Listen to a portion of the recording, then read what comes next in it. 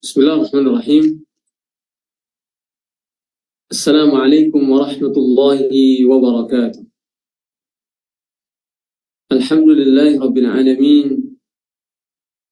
Al-qaili fi kitabihil karim. Alhamdulillahi fatiris samawati wal ard. Ja'ilil malaikati rusulan uli ajnihatin masna wa sulasa wa ruba'. Yazidu fil khalqi ma yasha'. Wassalatu wassalamu ala Rasulillah sallallahu alaihi wasallam al-qaili fi hadithihi syarif, hadith Jibril al-mashhur, hina su'ila 'anil iman, al-iman an tu'mina billahi wa malaikatihi ila akhiril hadith. Sadaqallahul azim wa sadaqa ar-rasul sallallahu alaihi wasallam. Allahumma inna nas'aluka ilman nafi'a wa rizqan tayyiban wa amalan mutaqabbala. Allahumma inna nas'aluka sabata fil amr wal azimata 'ala ar-rushd wa nas'aluka mujibati rahmatik wa 'azaima maghfiratik wa nas'aluka syukra ni'matik wa husna ibadatik wa nas'aluka qalban salima wa lisanan sadiqa wa nas'aluka min khairi ma ta'lam wa na'udzu bika min syarri ma ta'lam wa nastaghfiruka lima ta'lam innaka anta 'allamul ghuyub. Tsumma amma ba'du, ikhwatal iman, kaum muslimin dan muslimat yang berbahagia. Alhamdulillah, pada kesempatan yang penuh berkah ini kita akan melanjutkan kajian rutin kita. Kali ini bersama Al-Faqir ilallah Azza wa Jal, kita akan membahas pokok-pokok keimanan. Alhamdulillah, kita telah sampai pada rukun iman yang kedua, yaitu iman kepada malaikat-malaikat Allah Azza wa Jal. Dan di pertemuan kemarin kita telah membahas buah-buah atau pengaruh iman kepada malaikat. Mudah-mudahan masih diingat sebagai motivasi ketika kita mengkaji atau mengetahui, mempelajari hakikat iman kepada malaikat tersebut. Sesungguhnya yang kita kaji tentang iman kepada malaikat dan juga pokok-pokok keimanan yang lain tidaklah sebatas teori. Sekali lagi, kajian kita bukanlah sebatas teori, tapi kajian atau ilmu yang kita dapat, yang kita ketahui, seharusnya menjadi keyakinan yang kokoh, keyakinan yang teguh, akidah yang kuat, yang menancap dalam hati, kemudian dibenarkan dalam tingkah laku, perbuatan, serta ucapan. Oleh itu, ketika kita membaca sirah para sahabat radhiyallahu anhum, kita begitu terkesima dengan kehebatan jiwa-jiwa mereka, keindahan akhlak-akhlak mereka, serta kebesaran dan keagungan budi pekerti mereka. Maka jika kita cari rahasianya, ternyata rahasia mereka ada di dalam hati-hati mereka. Merekalah generasi yang memiliki akidah yang sangat kuat.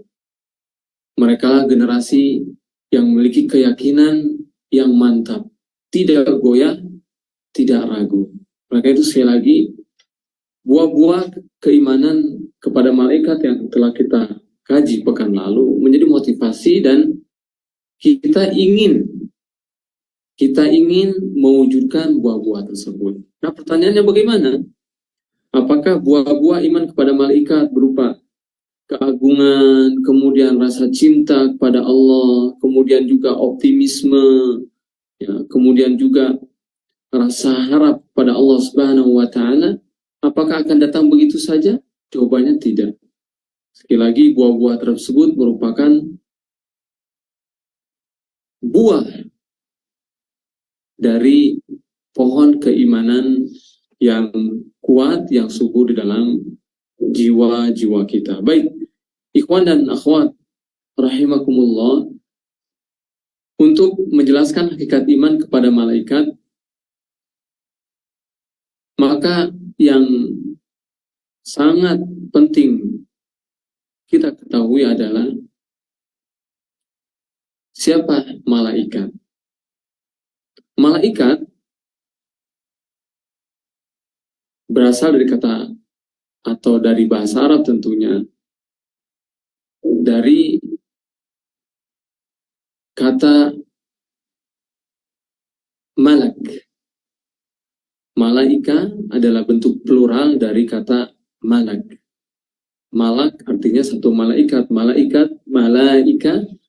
artinya malaikat-malaikat. Tapi tentu dari atau setelah diterjemahkan ke dalam bahasa Indonesia, dia telah baku ya menjadi malaikat.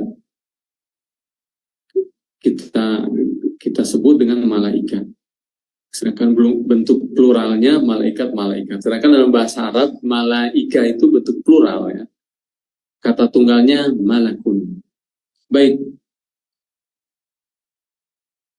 Adapun kata dasarnya dari al-aluka, yaitu ar-risalah, utusan. Maka itu malaikat adalah makhluk Allah Subhanahu wa taala yang diutus. Makhluk Allah Subhanahu wa taala yang diutus. Ini adalah utusan Allah Subhanahu wa taala.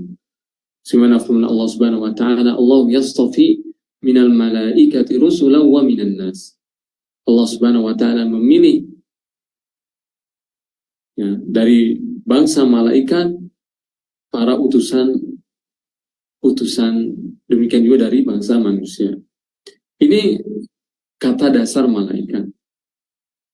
Ketika kita memahami kata dasar malaikat ini, kita langsung mengetahui dan meyakini bahwa malaikat itu makhluk, bahwa malaikat itu hamba. Ya. Karena dia adalah utusan Allah Subhanahu wa taala. Maka itu kita bisa membantah kekeliruan serta penyimpangan yang mengatakan bahwa malaikat adalah seperti Tuhan atau dituhankan, dipertuhankan. Ini sudah keliru ketika kita memahami kata dasar. Jadi sangat penting memahami kata dasar ini ya. Sehingga kita tidak ragu bahwa malaikat itu adalah apa? Hamba, makhluk, dan utusan. Seperti dari kata dasarnya, yaitu al-risalah atau al-aluka. Kemudian, malaikat adalah makhluk hamba Allah Subhanahu wa taala, sehingga mereka tidak memiliki kekhususan untuk diibadati karena tidak memiliki rububiyah, tidak bisa menciptakan, tidak memiliki, tidak bisa mengatur dengan sendirinya. Maka itu malaikat juga tidak memiliki uluhiyah, yaitu hak untuk diibadati. Karena tidak memiliki rububiyah, otomatis tidak memiliki uluhiyah. Kemudian malaikat diciptakan dari cahaya. Dan Allah Subhanahu wa taala memberikan kepada mereka ketaatan yang sempurna dan kekuatan dalam melaksanakan segala perintah Allah Subhanahu wa taala atau tugas-tugas yang Allah perintahkan kepada mereka. Ini secara umum. Malaikat juga berjumlah sangat banyak, tidak ada yang mengetahui jumlah mereka kecuali Allah Subhanahu wa Ta'ala. Sedikit kita mengingat ketika sekolah dasar atau TPA, jumlah atau 10 nama malaikat yang sering dihafal oleh anak-anak. Dulu seingat saya bahwa jumlah malaikat itu ya 10 sesuai dengan yang ditalkinkan atau hafal ketika kita kecil. Ternyata ketika kita mengetahui dalil-dalil dari Al-Quran maupun Sunnah, ternyata jumlah malaikat itu sangat banyak, bahkan tidak terhitung. Hanya Allah Subhanahu wa Ta'ala yang dapat menghitungnya. Sebagai dalil saja misalnya, Rasulullah Shallallahu Alaihi Wasallam bersabda dalam hadis Isra Mi'raj yang sangat panjang, kata beliau, Rufi'a lahu al-bayt al-ma'mur fis sama. Jadi ketika beliau Isra dan Mi'raj, ketika diangkat ke langit 7, dimi'rajkan, beliau melihat al-Baitul Ma'mur. Apa itu Baitul Ma'mur? Baitul Ma'mur adalah Ka'bah yang ada di langit. Dia seperti Ka'bah yang ada di dunia atau di bumi. Bahkan letaknya itu sejajar dengan Ka'bah yang ada di bumi atau di Makkah Al-Mukarramah. Seandainya Baitul Ma'mur itu jatuh, maka akan tempat mengenai Ka'bah yang ada di dunia. Jadi sejajar. Bedanya kalau Baitul Ma'mur ada di langit, Ka'bahnya para malaikat yang beribadah di sana. Kata Rasulullah, ketika bertanya tentang Baitul Ma'mur, bahwa masuk ke Baitul Ma'mur malaikat berjumlah 70.000. Sab'una alfin malaikah. Sab'una alfin malak. Idza kharaju lam ya'udu ilaihi akhiruhum. Jadi setiap hari masuk 70.000, dan jika mereka keluar setelah selesai beribadah di Baitul Ma'mur tersebut, mereka tidak akan kembali. Artinya akan datang setiap hari 70.000 malaikat yang baru. Bayangkan saja sudah berapa lama kejadian tersebut, dan bahkan mungkin sebelum Rasulullah SAW mengetahui ada Baitul Ma'mur, sudah ada malaikat-malaikat yang beribadah di sana. Artinya sangat banyak jumlah malaikat. Belum dalil-dalil yang lain seperti firman Allah Subhanahu wa Ta'ala, wa ma minna wa inna lanahnu as-safun wa ma minna illa lahu maqamun ma'lum. Jadi di langit sana para malaikat mengatakan, kami senantiasa beribadah pada Allah Subhanahu wa Ta'ala. Tidaklah di antara kami kecuali bersaf, ya, beribadah pada Allah dalam keadaan bersaf, salat, sujud, bertasbih. Beliau dalam sebuah hadis Rasul mengatakan, "Attatis sama wa huqqalaha an tayr." Langit itu mengeluarkan bunyi. Ya. Mengapa mengeluarkan bunyi? Kata Rasulullah, tidaklah 4 jari, tidaklah seukuran 4 jari yang ada di langit sana, kecuali ada malaikat yang sedang sujud atau beribadah pada Allah Subhanahu wa Ta'ala. Wa ma minna illa lahu maqamun ma'lum wa inna lanahnu as-safun wa inna lanahnu musabbihun. Jadi sekali lagi jumlah malaikat sangat banyak, sehingga Allah Subhanahu wa Ta'ala berfirman, wa ma ya'lamu junuda rabbika illa hu. Tidak ada yang mengetahui jumlah malaikat Allah kecuali Allah yang menciptakan mereka. Ini sengaja saya jelaskan agak panjang karena memang Berbeda sekali dengan apa yang kita dapatkan dulu ketika kecil. Seandainya para guru-guru di TPA, guru-guru di dinia mengajarkan dan mengatakan bahwa jumlah malaikat sangat banyak, itu cukup ya. Meskipun tidak mengetahui dalilnya. Tapi yang pada umumnya mereka juga meyakini bahwa malaikat itu hanya 10. Jadi ini satu keliruan yang perlu diluruskan. Baik. Para ikhwan dan akhwat rahimakumullah, untuk memudahkan memahami hakikat iman kepada malaikat ini, saya akan mengatakan bahwa iman kepada malaikat memiliki 4 aspek. Yang ini dijelaskan juga oleh Syekh Al-Utsaimin rahimahullah ta'ala dalam risalahnya. Yang pertama adalah iman kepada keberadaan atau wujud malaikat. Yakin bahwa malaikat itu ada. Meskipun malaikat tergolong makhluk yang gaib. Dia ada meskipun kita tidak melihatnya. Dia ada meskipun kita tidak merasakannya, menciumnya, ya. Karena malaikat termasuk makhluk yang gaib.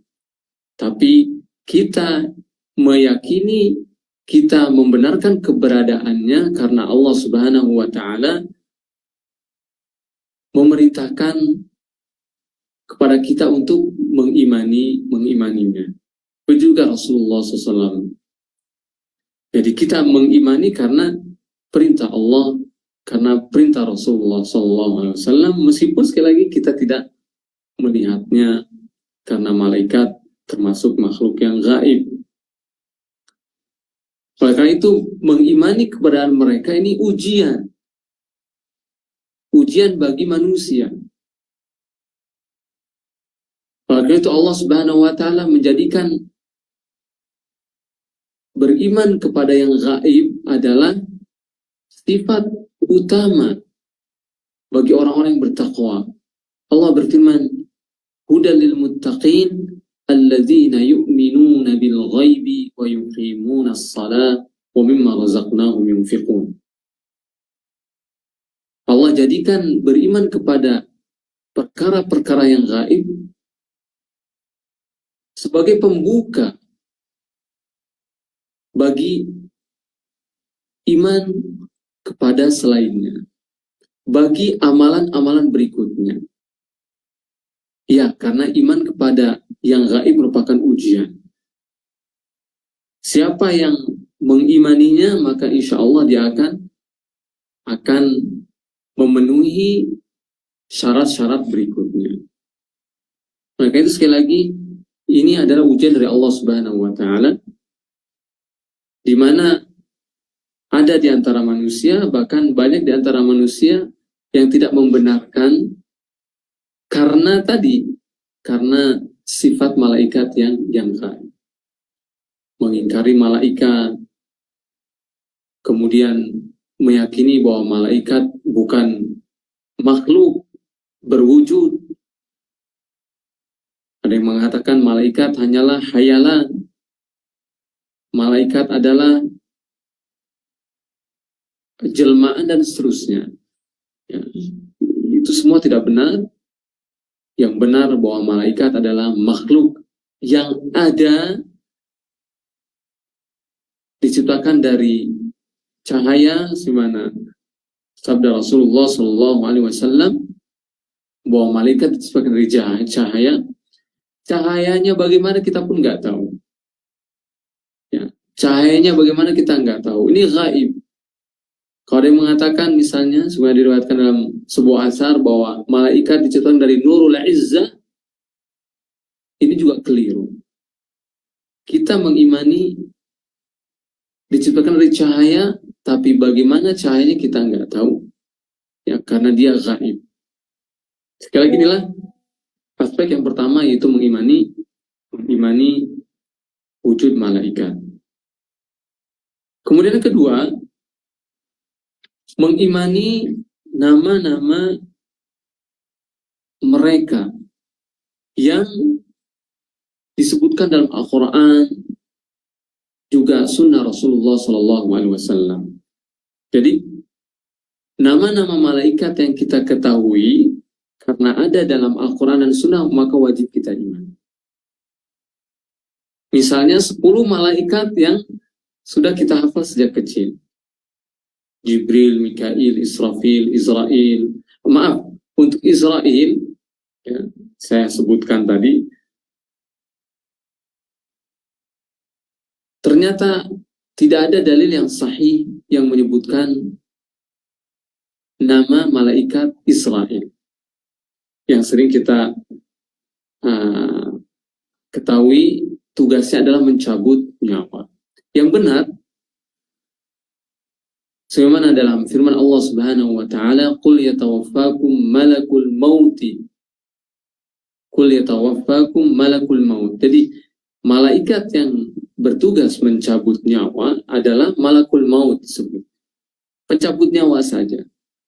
Sedangkan nama Israel tidak disebutkan dalam hadis yang sahih. Adapun nama-nama malaikat yang lain, insya Allah ada dalilnya. Jibril, Mikail, Israfil, Munkar, Nakir, Raqib, Atid, Malik, ya. Ridwan, Khazinul Jannah.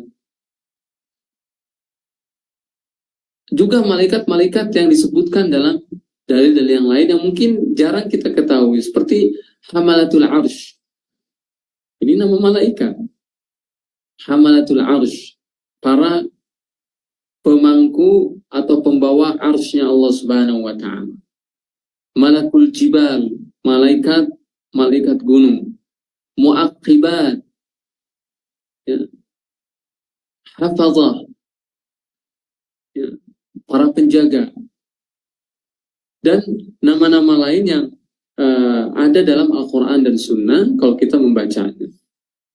Jadi mengimani, meyakini nama-nama mereka, para malaikat yang kita ketahui dalam Al-Quran dan Sunnah, secara khusus tentunya, dan kita mengimani secara umum, ya, malaikat-malaikat yang tidak disebutkan secara rinci. Ya. Misalnya kalau kita ketahui nama-nama mereka hanya 10 atau 15 atau 20, ini bukan berarti yang kita imani hanya 10 atau 15 saja, tidak. Sebenarnya kita ketahui bahwa jumlah malaikat sangat banyak, maka kita imani malaikat-malaikat tersebut secara umum. Karena memang tidak ada dalil yang khusus menjelaskan nama-nama mereka. Kemudian, aspek yang ketiga adalah mengimani sifat mereka. Baik sifat penciptaan atau khalqiyah, bahwa malaikat diciptakan dari cahaya. Ya, malaikat diciptakan dari cahaya sebagaimana sabda Rasulullah SAW. Kemudian malaikat memiliki sayap-sayap sebagaimana firman Allah Subhanahu wa taala, "Ja'ilil malaikati rusulan uli ajnihatim matna wa thulatha wa ruba." Uli ajniha, malaikat makhluk yang memiliki sayap. Ini patut kita imani. Sifat ciptaan mereka, bentuk mereka. Kemudian dalam sebuah hadis Rasulullah bersabda atau mengatakan bahwa pernah melihat Jibril dalam bentuk aslinya, memiliki 600 sayap yang telah menutupi ufuk antara timur dan barat. Jadi kita ketahui bahwa malaikat itu makhluk sangat besar. Malaikat itu makhluk sangat besar. Ya. Dalam sebuah hadis juga dijelaskan, malaikat Jibril ketika Allah Subhanahu wa taala memerintahkan untuk mengazab kaum Nabi Lut, kaum Sodom, di mana Allah berfirman, "Wal mu'tafikata ahwa." Wal mu'tafikata ahwa, ya, kaum atau kampung yang dibalikan, di mana dalam sebuah hadis dikatakan bahwa kaum Nabi Lut yang kurang lebih berjumlah lebih dari 7 kampung itu diletakkan 7 kampung lebih bersama seluruh penghuninya, juga hewan-hewannya semuanya diangkat oleh Jibril alaihissalam dan diletakkan di salah satu sayapnya. Coba bayangkan, di salah satu sayap malaikat Jibril diangkat ke atas, kemudian dibenamkan. Sampai mana diangkat? Diangkat setinggi-tingginya sampai terdengar oleh para malaikat itu suara hewan-hewan mereka. Jadi bagaimana begitu besarnya ciptaan malaikat atau ciptaan Allah Subhanahu wa taala dalam malaikat. Malah sangat besar. Nah itu Rasulullah juga pernah bersabda, aku diberi izin oleh Allah Subhanahu wa taala untuk menjelaskan besarnya malaikat pembawa arsy-Nya Allah Subhanahu wa taala. Beliau mengatakan jarak antara pundak mereka dan ujung telinga mereka itu sejauh perjalanan 500 tahun. Allahu Akbar. Jadi jarak antara pundak dan telinga itu sejauh 500 tahun. Wallahu alam bagaimana, karena ini gaib, tapi Rasulullah sampaikan agar kita memahami begitu besarnya ciptaan malaikat tersebut, yang menunjukkan bagaimana besarnya yang menciptakan Jalla Jalaluhu Allah Subhanahu wa Ta'ala Al-Kabir. Ya, itulah sebagian sifat malaikat. Maka dalam ayat yang lain Allah berfirman, Allamahu syadidul quwa. Malaikat sangat kuat. Ini sifat lebih kepada sifat akhlaknya. Ya, kuat dalam arti karena memiliki bentuk yang sangat besar. Allamahu syadidul quwa, dzu mirrah, dan juga indah. Ciptaan yang sangat indah. Maka Rasulullah mengatakan, ketika aku melihat Jibril memiliki 600 sayap, berjatuhan itu mutiara-mutiara yang sangat indah. Jadi sayapnya dipenuhi oleh mutiara-mutiara. Ya. Zumirrah, sangat indah. Ya. Maka itu ketika Jibril alaihissalam menyerupai manusia, Jibril suka menyerupai Dihya al-Kalbi. Mengapa? Karena Dihya al-Kalbi ini rupanya sangat tampan. Ya. Tentu nggak bisa dibandingkan ya tampannya manusia dengan indahnya malaikat. Tapi ini menunjukkan bahwa malaikat itu sangat indah. Inilah diantara sifat-sifat malaikat ya, yang Allah Subhanahu wa Ta'ala jelaskan dalam Al-Quran, begitu juga Rasulullah jelaskan dalam hadisnya. Kita wajib mengimani sebatas apa yang dijelaskan dalam dalil Al-Quran dan Sunnah. Adapun yang tidak dijelaskan, maka kita tidak boleh menghayal, kita tidak boleh mengada-ada. Seperti misalnya sekarang ya orang-orang barat, orang-orang kafir menggambarkan malaikat dengan sayap, kemudian difilmkan misalnya, atau dibuat poster dan seterusnya. Bahkan sebagian menjadikan pakaian anak-anak terutama ya dengan ilustrasi malaikat yang memiliki sayap-sayap. Ini tentu berlebihan, tidak boleh. Karena sekali lagi ini hal yang gaib, kita memahaminya sesuai makna dari lafaz-lafaz dalil Al-Quran dan Sunnah, adapun hakikatnya kita tidak mengetahuinya. Ini aspek yang ketiga, yaitu mengimani sifat-sifat mereka, baik sifat penciptaan, ya, bentuk, ataupun sifat karakter mereka, ya, misalnya selain tadi indah, mereka juga sangat amanah. Disebutkan muta'in sama amin, nazala bihi ruhul amin, sangat amanah Jibril alaihissalam. Begitu juga malaikat-malaikat yang lain dan seluruh malaikat sangat taat kepada Allah Subhanahu wa taala. Sebenarnya nanti kita akan sebutkan dalam aspek keempat. Jadi sekali lagi, aspek yang ketiga adalah aspek sifat mereka, penciptaan mereka. Dan perlu diketahui bahwa malaikat bisa berubah atau menjelma, ya. Bisa berubah atau menjelma, berubah bentuk, menyerupai manusia. Dan ini terjadi pada Rasulullah SAW dan juga pada nabi-nabi sebelumnya. Sebenarnya dalam firman Allah Subhanahu wa taala bahwa Jibril menyamar sebagai pemuda mendatangi Maryam alaihissalam. Sebenarnya di surat Maryam. Begitu juga Jibril mendatangi Ibrahim alaihissalam dengan menyamar.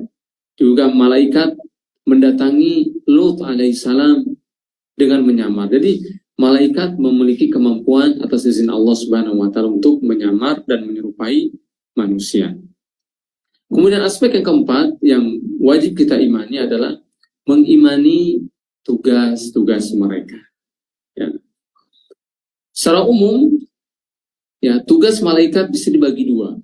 Yang pertama adalah tugas umum seluruh malaikat, di mana mereka diciptakan oleh Allah Subhanahu wa taala untuk beribadah kepadanya. Jadi tugas umum malaikat adalah beribadah kepada Allah Subhanahu wa taala. Ibadah yang sangat-sangat sempurna sehingga Allah menjelaskan bahwa mereka tidak pernah bosan.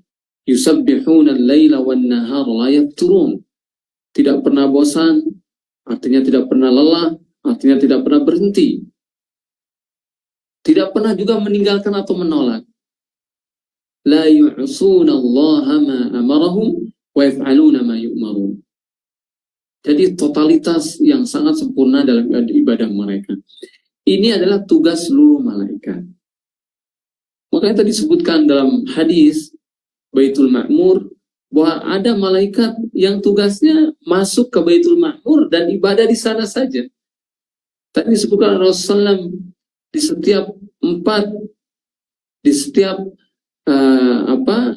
luas 4 jari di langit ada malaikat yang sedang beribadah. Tugas mereka beribadah saja. Ya. Dan juga ada tugas-tugas khusus yang diberikan kepada malaikat-malaikat tertentu. Ini tentu berdasarkan dalil Al-Quran dan Sunnah dan wajib kita iman. Ya. Misalnya tugas Jibril alaihissalam menyampaikan wahyu. Ya, nazala bihi ruhul amin. Ya, ala qalbika litakuna minal munzirin. Jibril menyampaikan wahyu. Mikail membagikan hujan, membagikan rezeki. Israfil meniup sangkakala. Ada Munkar Nakir nanti bertugas untuk menanyakan atau bertanya kepada mayit di dalam kuburan. Ada Raqib Atid, ya, yang benar, insyaallah ini ya, bahwa Raqib Atid ini adalah sifat, ya, bukan nama sebetulnya.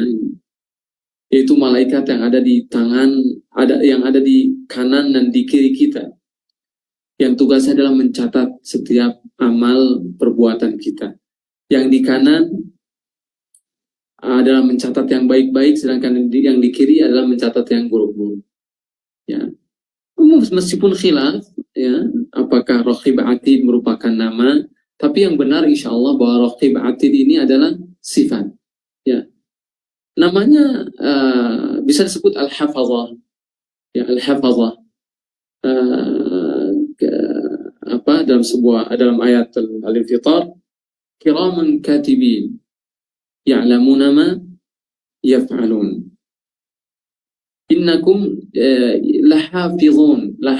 Jadi Al-Hafazah, malaikat-malaikat yang bertugas untuk menjaga, mencatat amal perbuatan kita.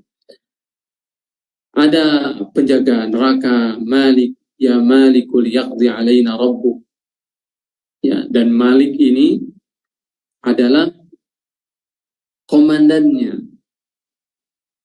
Di bawah Malik ada 19 pentolan-pentolan algojo yang ada di neraka. Subhanahu Allah alaiha tis'ata asyar. Ada 19 malaikat algojo yang ada di neraka. Komandannya adalah Malik. Pasukannya sangat banyak. Bayangkan saja dalam sebuah hadis, Jahannam itu, neraka itu memiliki atau memiliki ya 70.000 tali. Dan satu tali ditarik oleh 70.000 malaikat. Coba bayangkan berapa jumlah malaikat penjaga neraka. 70.000 kali 70.000. Silakan dihitung. Jadi sangat banyak. Belum semua yang ada di neraka yang Allah tugaskan untuk menyiksa, untuk menyiapkan bahan bakarnya dan seterusnya. Ini Malik dan para pembantunya. Ada kemudian juga Khazinul Jannah, ya, penjaga surga yang juga mempersiapkan surga bagi orang-orang yang beriman dari segala nikmat-nikmat yang ada dalam surga. Ini sebagian tugas malaikat yang kita ketahui dari dalil-dalil Al-Quran. Masih banyak sebetulnya tugas-tugas yang lain, ya, seperti misalnya tugas malaikat yang menjaga kita. Sebagai firman Allah, lahum mu'aqibatun min baini yadayhi wa min khalfihi yahfazunahu min amrillah. Ada malaikat yang menjaga kita. Subhanallah. Jadi seringkali kita ya dalam kondisi yang darurat, misalnya bisa selamat dari kecelakaan, bisa terhindar dari misalnya musibah, karena seperti ada yang mengisyaratkan atau memberitahu. Misalnya ada gempa bumi. Di satu rumah itu ada 10 penghuni misalnya. 9 penghuni menjadi korban, meninggal dunia. Hanya 1 penghuni yang masih hidup misalnya. Ini adalah penjagaan dari Allah Subhanahu wa taala melalui malaikat. Ya, atas izin Allah Subhanahu wa taala. Ada malaikat-malaikat yang ditugaskan untuk menjaga. Ya. Dan dalam sebuah hadis, tapi jika takdir Allah Subhanahu wa taala itu pasti mengenai seseorang, maka malaikat itu pergi atau melepaskan tugasnya sehingga takdir tersebut terjadi. Takdir musibah, takdir kecelakaan dan seterusnya. Ini maksudnya ada malaikat yang bertugas demikian. Malaikat yang menjaga gunung Malakul Jibal, ya, sebagaimana dalam sebuah hadis ketika Rasulullah ditawari oleh malaikat gunung, apakah beliau ingin memerintahkan malaikat tersebut untuk melemparkan gunung kepada kaum Taif yang mengusir Rasulullah. Ya, ini menjelaskan bahwa ada malaikat yang bertugas menjaga gunung. Dan tugas-tugas yang lain para ikhwan dan akhwat yang tentu perlu kita baca secara mendetail dan menyeluruh ya dalam Al-Quran maupun sunnah Rasul SAW. Jadi sekali lagi aspek yang keempat adalah mengimani tugas malaikat-malaikat Allah Subhanahu wa ta'ala yang kita ketahui berdasarkan dalil Al-Quran dan Sunnah. Adapun yang tidak kita ketahui, tentu sekali lagi kita imani secara umum bahwa malaikat-malaikat tersebut menjalankan tugas ibadah kepada Allah Subhanahu wa ta'ala. Ikhwatal iman, azani Allah wa iyyakum. Inilah penjelasan singkat tentang hakikat iman kepada malaikat-malaikat Allah Subhanahu wa ta'ala. Sekali lagi, Iman kepada malaikat mencakup 4 aspek, yaitu iman kepada wujud mereka, keberadaan mereka, kemudian iman kepada sifat mereka, baik sifat penciptaan atau akhlak-akhlak mereka. Ya. Kemudian ketiga, yang kedua, iman kepada nama-nama mereka dulu ya. Iman kepada nama-nama mereka secara khusus yang dijelaskan dalam Al-Quran dan Sunnah, atau secara umum iman kepada mereka karena tidak dijelaskan dalam Al-Quran dan Sunnah. Kemudian yang ketiga, iman kepada sifat mereka, baik sifat penciptaan maupun sifat kepribadian mereka. Kemudian keempat adalah mengimani tugas-tugas mereka, baik secara umum, tugas ibadah, ataupun tugas mereka secara khusus. Inilah sekali lagi penjelasan singkat. Mudah-mudahan bisa difahami, sekaligus bisa menjawab pertanyaan tadi, bagaimana kita bisa memetik buah-buah iman kepada malaikat yang pernah kita kaji di pertemuan sebelumnya. Inilah hakikat iman kepada malaikat. Malaikat itu siapa yang mengimani malaikat dengan sebenar-benarnya, mengimani keberadaan mereka, meskipun mereka gaib, kita imani bahwa mereka ada. Kemudian mengimani sifat mereka yang begitu dahsyat, begitu agung, begitu besar, di mana menunjukkan kebesaran Allah Subhanahu wa Ta'ala. Jika Allah menciptakan makhluk yang begitu besar, maka bagaimana dengan kebesaran Allah Subhanahu wa Ta'ala? Juga tugas-tugas mereka juga menunjukkan bagaimana Allah Subhanahu wa Ta'ala maha rahmat, maha sayang, sangat perhatian dengan hamba-hambanya. Ada malaikat yang bertugas membagi-bagi rizki, menurunkan hujan, malaikat yang menjaga kita, ada malaikat yang menolong dan membantu kaum muslimin yang beriman pada Allah Subhanahu wa Ta'ala. Ini tentu sekali lagi akan membuahkan, keimanan tersebut akan membuahkan rasa cinta, rasa syukur, rasa pengagungan, ya. Kemudian juga rasa takut kepada Allah Subhanahu wa Ta'ala, karena merasa diawasi ketika kita mengetahui ada malaikat-malaikat yang 24 jam senantiasa bersama kita. Ma yalfidhu min qawlin illa ladayhi raqibun atid. Al-hafadha wa inna 'alaikum lahafidhin kiraman katibin ya'lamuna ma taf'alun. Ketika kita meyakini keberadaan mereka, meyakini sifat dan tugas mereka, maka insya Allah akan menumbuhkan rasa takut, sehingga kita merasa diawasi oleh Allah Subhanahu wa Ta'ala. Semua amalan kita dicatat, wa kullu saghirin wa kabirin mustatar.